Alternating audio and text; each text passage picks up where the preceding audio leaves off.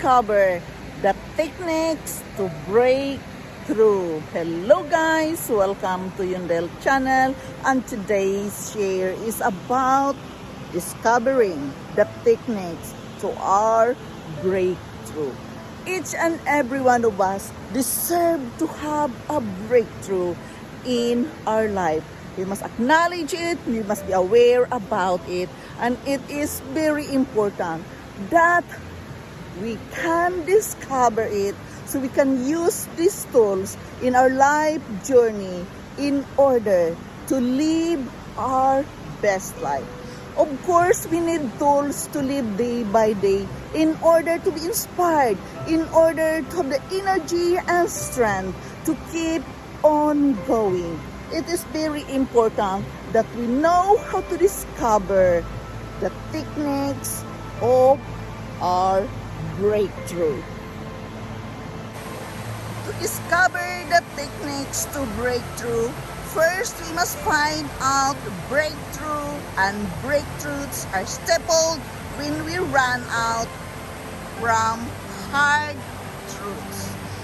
Yes, it is very important that we can find our breakthrough, acknowledge it, know about breakthrough, and understand it. The one we know but don't want to hear, that is the other side of the breakthrough, which we are going to accept and learn it and embrace it. Yes, many times we run from the truths. We don't like to hear it, even we know about the facts. We must find our breakthrough when we refuse to admit we're wrong. When we surround ourselves with weak people. Yes, weak.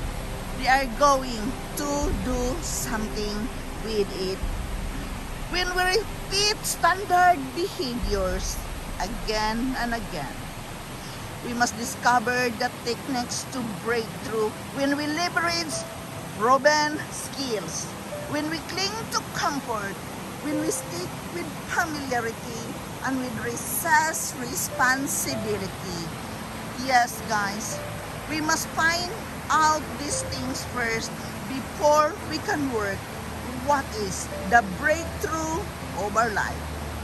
To discover the techniques to breakthrough, we must acknowledge the ways to get breakthrough ideas by following our fascinations. We find ourselves fascinated in new ideas. Chances are good that there's something meaningful about it for us to consider. We must immerse. We must tolerate ambiguity. We must make new connection. We must fantasize new ideas. Because new ideas comes when we can use our fantasy. We must learn to define the right challenge. We must listen to our subconscious mind. We must take a break often. This is very important that we know how to take a break often so we have clarity of mind. We must be aware the signs that we're too close to a breakthrough. Yes, when it looks like nothing is happening, that is a sign to discover that you are nearly to your own breakthrough. The techniques we are going to learn, we must know the signs. We're about to break to an obstacles. That is one of the signs. And when we hear the silence, of course we cannot hear the silence, but you can hear it, you know it, you can feel it in your instincts. When they are when they start laughing at you, when the people start laughing and noticing that you are near to your breakthrough. When resistance increases, when we want to give up, there you can feel that the breakthrough is just near you. When we feel like changing our goals, when we make big mistakes, it is very important that we can acknowledge our own techniques of discovering our own breakthrough. It is very important that we can embrace ourselves, embrace our goals, set a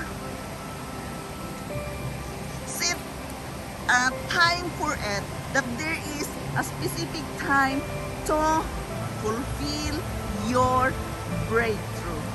It is very important, guys, that you know, to discover the technique is about knowing yourself, knowing how competent you are, knowing your talent, knowing what you are capable of doing things. It is very important, guys, that you know you have to unlock your own technique to discover your own breakthrough.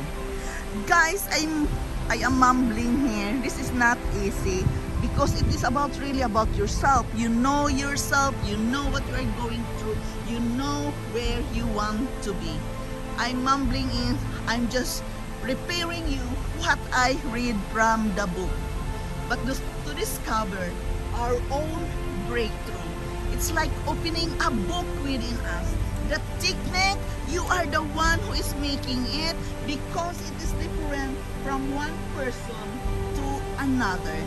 It is very important, guys, that we acknowledge the breakthrough. We have to define it. We have to know the weaknesses of the other side first, because it is very important to work with it first before we can move on to the next level, discovering the techniques of breakthrough.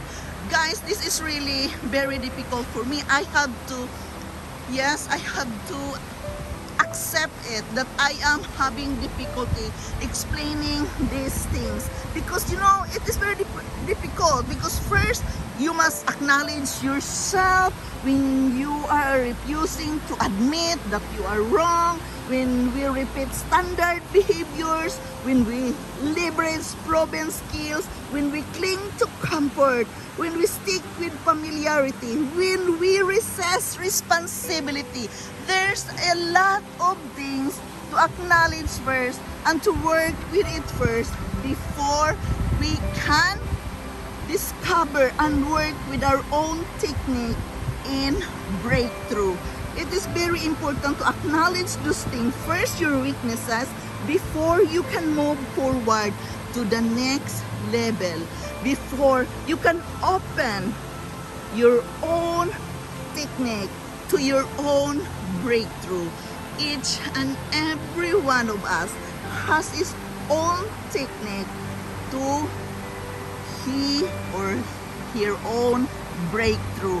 Why? Because we are different from one person to another. We have different talents. We have different likes and dislikes.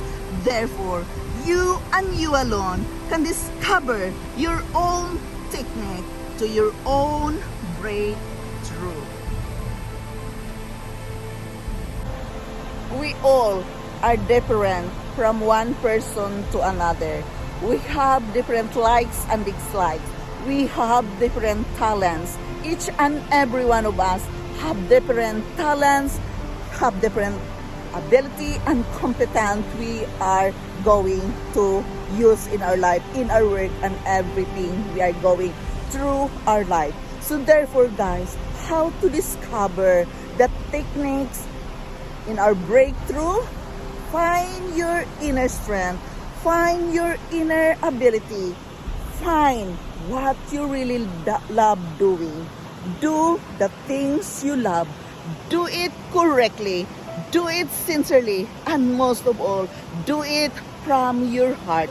People often succeeded what they are doing in their businesses because they are doing it from their heart. So guys, this is my share to discover the techniques. You are the one who is going to open up yourself and find the thing you love doing. This is just my share, guys, from my own life experiences and from my own reading. Again, this is Yundel. Thank you so much for listening.